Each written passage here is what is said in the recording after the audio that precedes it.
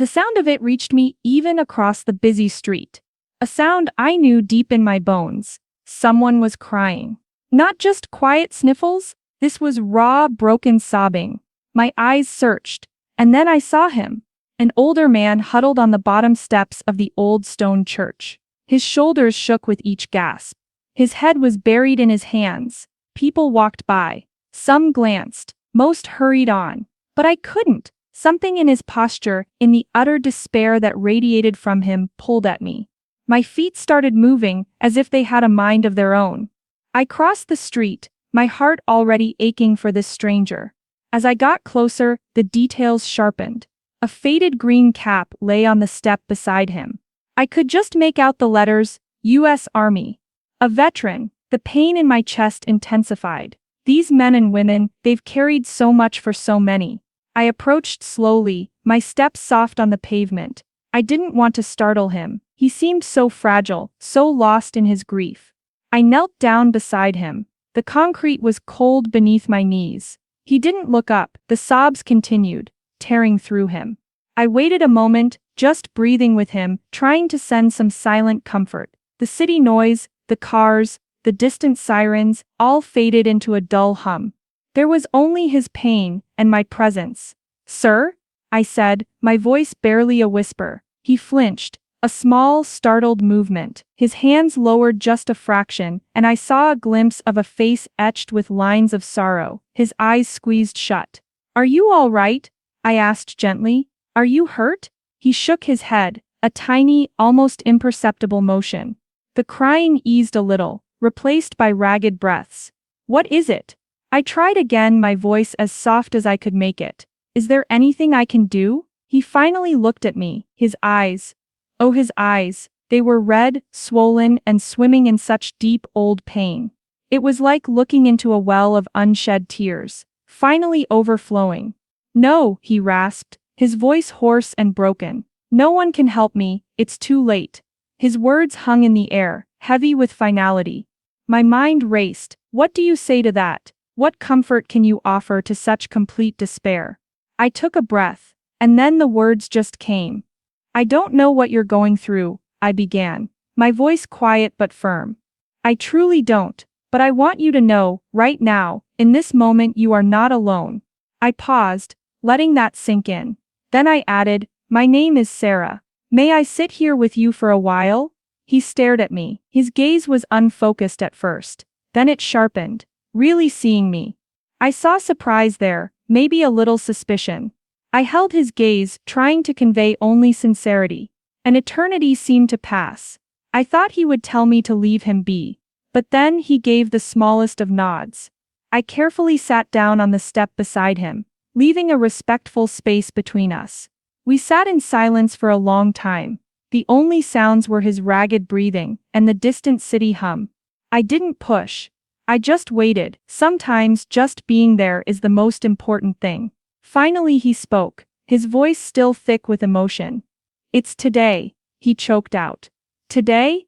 I prompted gently. He nodded, his gaze fixed on the church doors. "The day," he whispered, "the day I lost them all."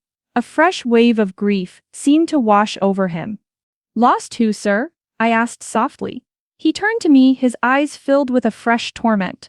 "My boys," he said, the words barely audible. "My brothers." My heart clenched. His sons? Or actual brothers?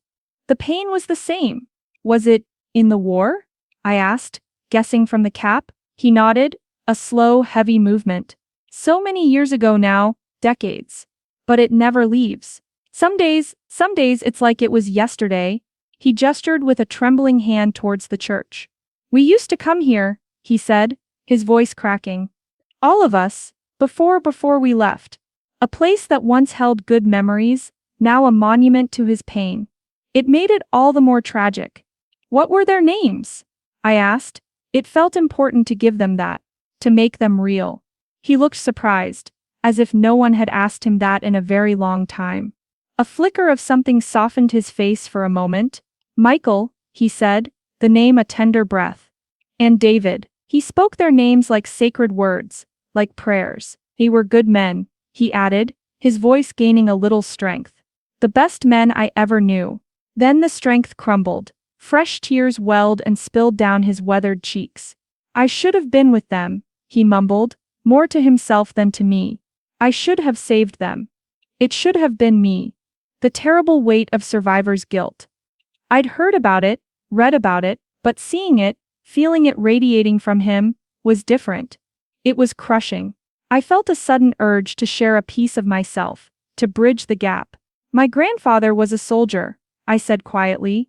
Arthur, I didn't know his name yet, turned his head slightly towards me. A spark of interest in his clouded eyes. He didn't talk about his service much, I continued. He was a quiet man. But sometimes I'd see a look in his eyes. A sadness. A distance. The same look I see in yours now. The old man listened, his breathing still uneven. He once told my mother, I recalled, that carrying the memories of the friends he lost. That was the hardest battle, one that never ended. Arthur nodded slowly. He was right about that. It never ends. A little more silence. Then I asked, may I ask your name, sir? He hesitated for a second. Arthur, he said, Arthur Jenkins. It's an honor to meet you, Arthur, I said, and I truly meant it. Every word. And then Arthur began to talk. It was like a dam bursting. Years, decades, of pent-up grief and unspoken words came pouring out. He told me about Michael and David. They weren't his sons by blood, nor his brothers in the traditional sense. They were his squad mates. His comrades in arms, closer than any brother. They had grown up together in the same small town, not far from this very church. They enlisted together, full of youthful bravado and a sense of duty. They made a pact, he said, a solemn promise under a summer sky. They'd all watch out for each other, and they'd all come home. A promise shattered by war. Michael, Arthur said, and a faint sad smile touched his lips. Michael was the joker, always had a quip, a silly grin. He could make us laugh even when we were scared out of our wits. He kept our spirits up. He did. His gaze drifted. David was the quiet one, serious, always had his nose in a book when he could. He was so smart, wanted to be a teacher when he got back. Arthur's voice grew heavier as he spoke about the day. The day that was seared into his memory. The day that haunted his steps, year after year, back to this church. An ambush. It came out of nowhere. Sudden, brutal, chaotic. He didn't give gruesome details. He didn't need to. The pain in his voice painted the picture. The deafening noise. The confusion. The sheer animal terror. I was their sergeant, he said, his voice thick with an agony that time had not dulled. They were my men. My responsibility. I was supposed to protect them. He paused, his eyes lost in that horrific moment, reliving it. I could almost see the shadows flicker there. Michael, he was right beside me. Arthur whispered, his breath catching. There was incoming. He shoved me. Hard, out of the path of an explosion. Arthur closed his eyes tight, as if to block out the image. I saw him go down. Just for a second. Then everything was fire and smoke. He swallowed hard. David was a little further ahead.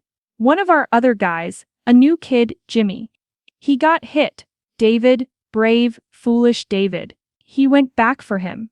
Under heavy fire. He never made it out. Arthur's body was racked with silent sobs again. The story cost him so much to tell. I was the only one, he choked out. From our little hometown group on that patrol. The only one who came back alive. He looked at me, his eyes pleading for an understanding I could barely comprehend. Every year, he explained, his voice a low rumble of pain. Every year on this date I come here. St. Michael, eh? This was their church too, you see. We were all confirmed here, sang in the choir as boys. He sighed, a sound so weary it seemed to carry the weight of the world. I sit on these steps, I can't bring myself to go inside. Not yet, I just sit here and I remember them.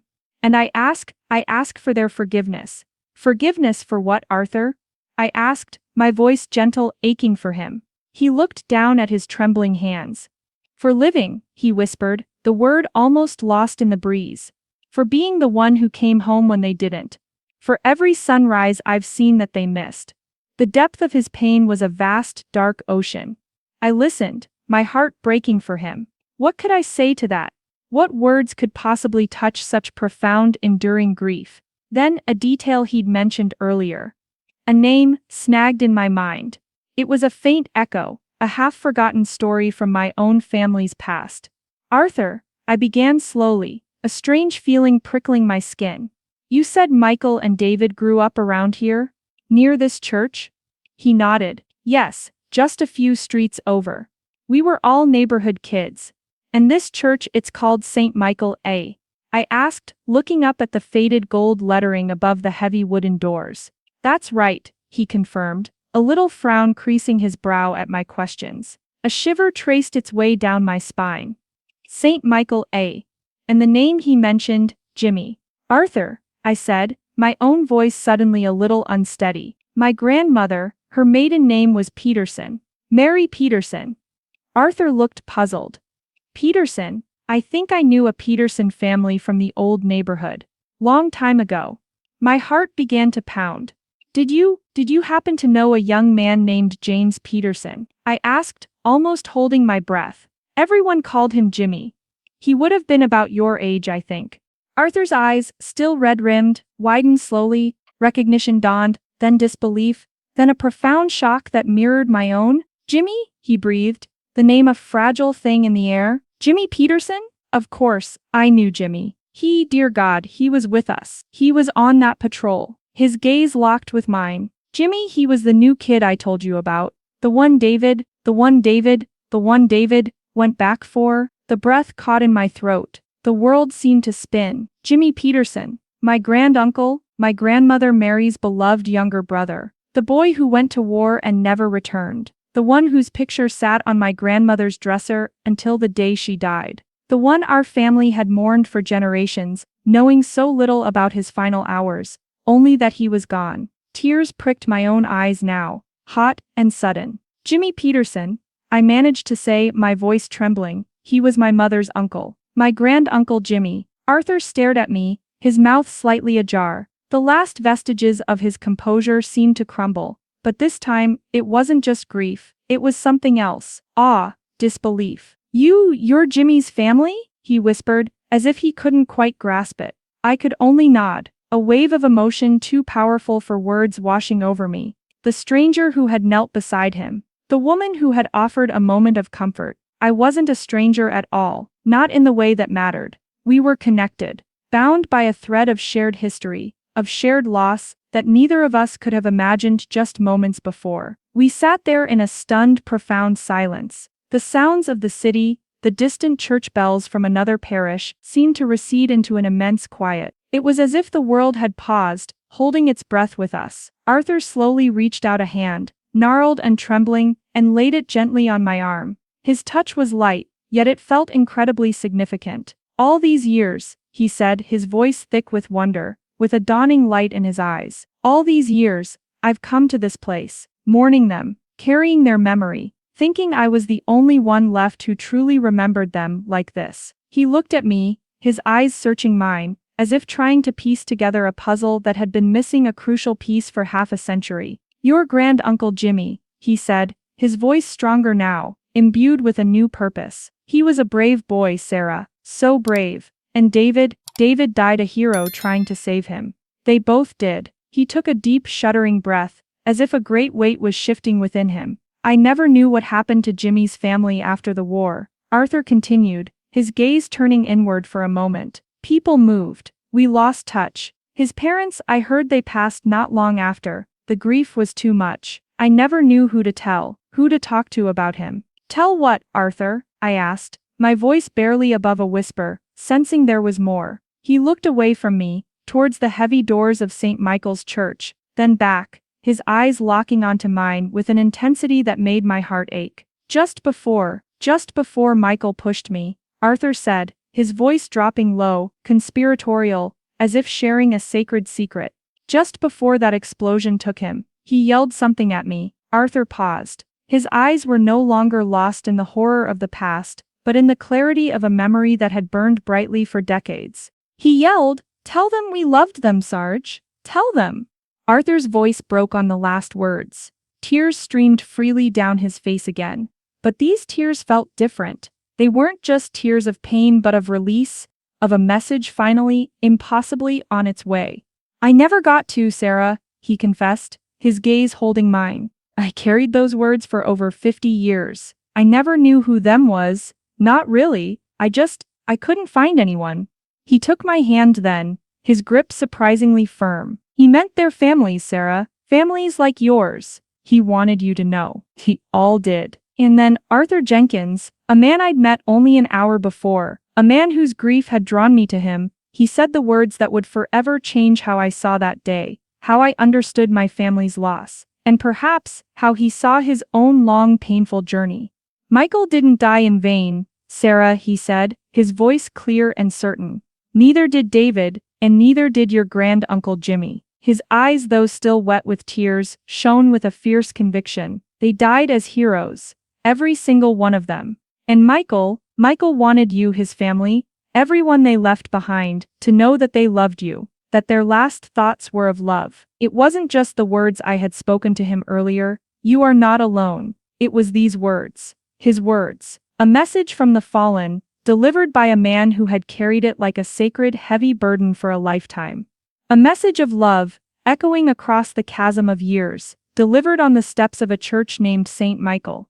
My own tears were flowing without restraint now, but they weren't just tears of sorrow for a grand-uncle I'd never met. They were tears of a profound, unexpected connection. Tears of gratitude. Tears of a strange, bittersweet closure that settled over a wound I hadn't even known was still so open in my family's story.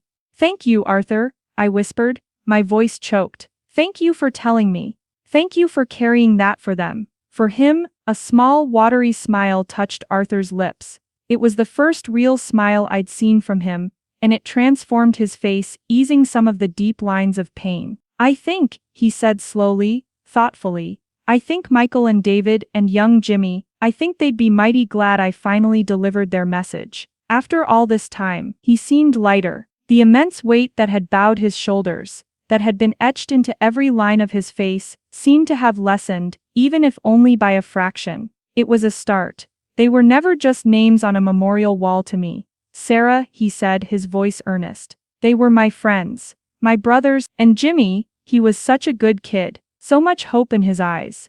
We sat there and talked for a long time as the afternoon began to fade. Arthur told me more stories about my grand-uncle Jimmy. Small things, funny anecdotes, the kind of details that never make it into official records but mean everything to a family. He told me Jimmy loved baseball, and had a terrible singing voice but sang anyway. He told me Jimmy was saving his pay to buy his mother a new dress. These were treasures, little pieces of a life I could now share with my own mother. In return, I told Arthur about my grandmother Mary, about how she spoke of her little brother Jimmy with such love and sadness, how she missed him every day of her long life. As the sky began to blush with the colors of early evening, Arthur slowly, stiffly, pushed himself to his feet. He stood taller than I expected. He looked tired, yes, deeply tired, but different. The raw, desperate anguish in his eyes had softened. It was replaced by a quiet sorrow, certainly, but there was something else there now too.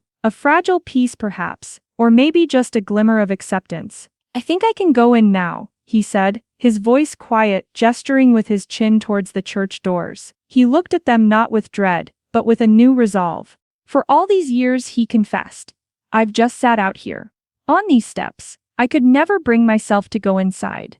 It felt wrong, like I didn't deserve to." "Would you like some company?" I asked, my voice gentle. "If you go in?" Arthur turned to me, and this time, the smile that reached his eyes was genuine, warm, and full of a quiet gratitude. "I would like that very much, Sarah," he said. "Yes, I believe I would, and I think Jimmy, and Michael, and David, they would like that too." Together, we walked up the remaining steps and through the heavy, arched doorway into the cool, dim stillness of St. Michael's Church. The air inside was hushed, smelling faintly of old wood, beeswax, and lingering incense. Light filtered through stained glass windows, painting soft jewels of color on the stone floor. Arthur walked slowly down the center aisle, his hand brushing the ends of the polished wooden pews. He found one near the front, and sank into it with a sigh that seemed to release years of tension. I sat down beside him. He didn't kneel to pray, not in the traditional way. He didn't speak. He just sat there, his gaze fixed on the altar, on the cross, and he was still. I sat with him, sharing the silence. And in that shared silence, in that sacred space, I felt a connection so profound it resonated deep within my soul. A connection to this brave, grieving man, Arthur. A connection to my grand-uncle Jimmy. A young man I'd never known but now felt closer to than ever before. A connection to Michael and David, heroes I'd only just learned of but whose sacrifice and whose love now felt intensely real. I had approached a man broken by grief on some church steps. I thought I was the one offering a small measure of comfort. But in the unfolding of that afternoon, in the stories shared and the messages finally delivered after half a century, we had found comfort together. A stranger had knelt beside him, and the words that were spoken by both of us had changed everything. Something had shifted, not just for Arthur, but for me too. A little bit of healing had begun, in a place where old wounds had been nursed in solitude for far too long. Arthur wasn't quite so alone with his memories anymore. And in a strange, unexpected way, neither was I. His past had reached out and touched my present. And my presence, by some grace I couldn't explain, had helped bring a small measure of peace to his burdened heart. As we eventually left the church, stepping out into the soft twilight, Arthur turned to me. "Thank you, Sarah," he said, his voice imbued with a quiet sincerity. "Thank you for stopping today, for listening, for being Jimmy's family." "Thank you, Arthur," I replied, my own heart full, "for sharing them with me, and for your service, and theirs. We promised to stay in touch." He had more stories, he said, and I wanted to hear them all. The world can often feel like a harsh and indifferent place, but moments like the one I shared with Arthur, they are a powerful reminder. A reminder that compassion still exists, that connection can be found in the most unexpected of encounters, that hope can bloom even in the soil of the deepest sorrow. Sometimes, all it takes is to truly see another person's pain. Sometimes, all it takes is to stop, to kneel down, to listen. Sometimes, the threads that bind us together are invisible, hidden beneath the surface of everyday life, just waiting for a chance encounter, a kind word, to be revealed. And sometimes, a message of love, carried across decades, can finally find its way home. I hope this story touched your heart. It's a reminder that we all carry stories, and sometimes, sharing them can bring healing in ways we never expect. If you enjoyed this story, please give it a thumbs up, and consider sharing it with someone who might need to hear it. Don't forget to comment below with your thoughts, and subscribe to the channel for more heartwarming and emotional stories like this one.